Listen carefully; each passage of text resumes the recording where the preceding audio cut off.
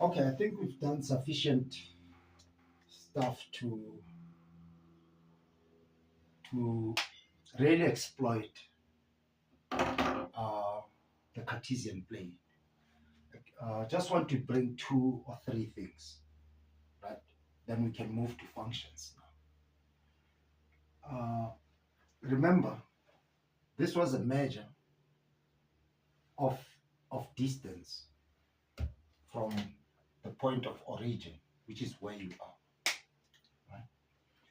And we call this distance delta y, right? Which is 3 minus 0, right? Because that's where the y value was. And this is the measure of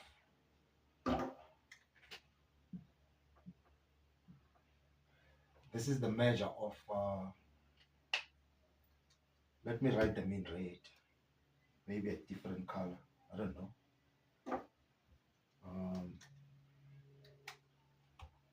Oh, there it is. Yeah, the delta x here, right, was 2, which was this distance here. And the delta y was 3, which is this distance here. Okay? Now, I just want to project this line here, which will be the same as this, so that I can write the delta y here. Reason being that I want to define a ratio, which we're going to call change in y divided by change in x. This is a very important ratio. The change. You'd say, because you started at 0, you'd say it's y. It didn't matter because you started from 0. This is more generic to say y1 minus y0 or y2 minus y1, right? Or start or finish minus start. Doesn't matter, and the same applies here. But you have to be consistent, that you have to start. If you start at the point and you call this final, then this will be final, this will be final. And then this will be initial for both x and y. You have to be consistent. Otherwise, you will get a different sign. Let's say, for instance, I said on one hand is 3 minus 0, but on the other hand, I say 0 minus 2. Right? 3 minus 0, and then I say 0 minus 2. There's going to be a sign, right? Which is going to be, the quantity will be 3 over 2, but there's going to be a negative sign. And because this is a slope, because we define this as a slope, the sign matters of a slope. This is called a positive slope, meaning the value is positive, and the opposite is the negative slope. Think of it this way. As you go down, you are increasing A to the positive. But as you go down, you are increasing Y in the negative. So the ratio becomes negative. How so? Well, it comes from this thing that you can memorize. Right? That when you multiply or divide on these two guys, right, two numbers,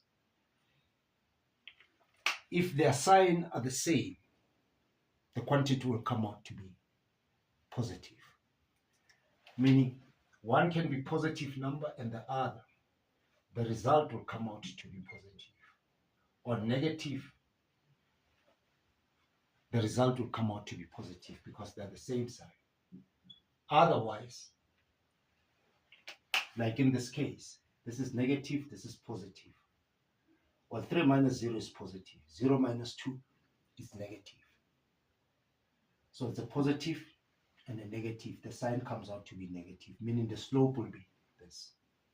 So you have to be consistent and say, if you started here, that's because you're looking at the point, meaning this is your whatever, call it final, but that will make this one final. And then you can subtract the initial consistently. Right. And there's another way, because when we're going directly to the point, we introduced an angle, which is this angle. Right? Let's call it theta. As we mentioned, I hope that it can have a unit of measure called a degree or a radian. And we've written things in degrees and in radians using pi. Okay? Now that means that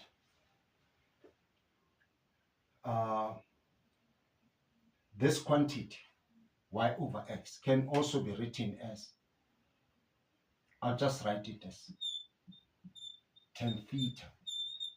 Tan theta is defined as the opposite over adjacent. This side is opposite because it's opposite the y-axis. And this side is adjacent because it's adjacent the angle rather.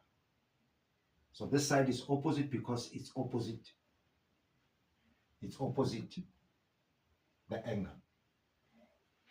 And this is an adjacent side relative to the angle. If you're looking at this angle instead, this will be the opposite side. And we call this side hypotenuse because it's opposite 90 degrees.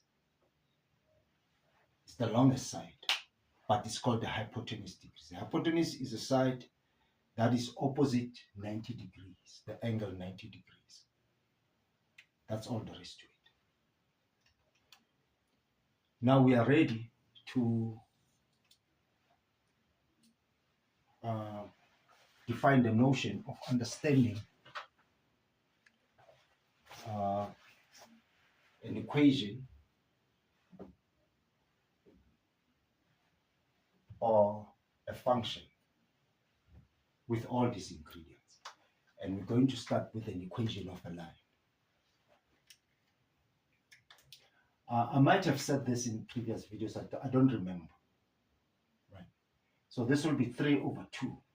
But for completeness,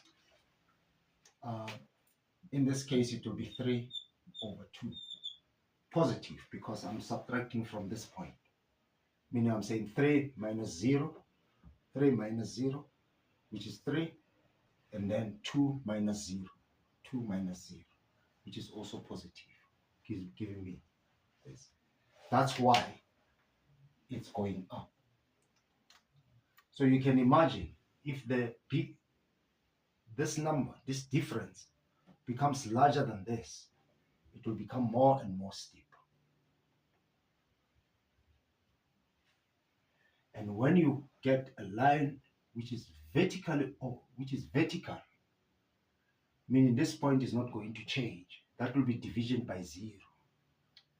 And remember that we call this thing 90 degrees or pi over 2, whichever way you think of it, which will tell you why the tan of 90 degrees or tan of pi over 2, the other way to write this, 90 and pi over 2 are the same. It's undefined because you are dividing by 0. Because you are dividing by 0. Think about it. Giving you what is called the asymptote. Meaning if you were to draw a graph of 10, it won't touch this guy. It will come and do certain things. We'll do that later. We're just introducing why. It's because of this guy. This guy is powerful. This guy also speaks to the remainder theorem, by